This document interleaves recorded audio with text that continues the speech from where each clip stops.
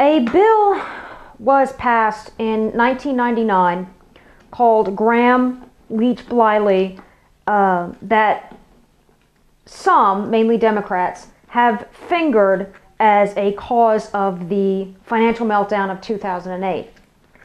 Now, this was during the presidential campaign of 2008, and Phil Gramm, who wrote the law, was an economic advisor to John McCain, and so they were looking to tag a Republican for the disaster, notwithstanding the fact that Bill Clinton, a Democrat, had signed it.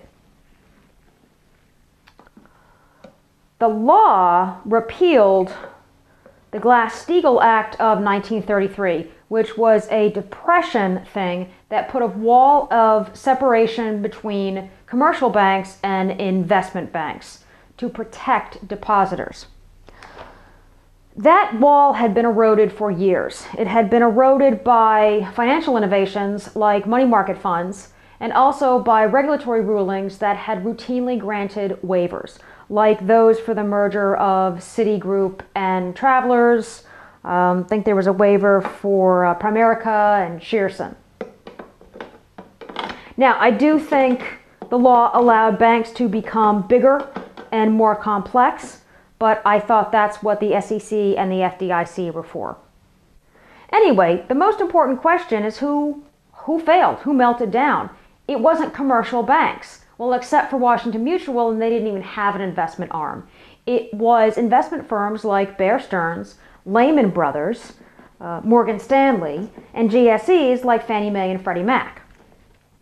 And who came to their rescue? Well, I mean, besides the U.S. taxpayer. It was commercial banks or combo commercial investment banks like Wachovia, Bank of America, JP Morgan. If Gramm-Leach-Bliley had caused the meltdown, you would have seen failures by commercial banks who had been speculating with grandma's Christmas accounts. The Gramm-Leach-Bliley Act had nothing to do with regulatory capital requirements, ratings organizations, underwriting standards, leverage amounts, or HUD requirements. So move on, folks. Nothing to see here.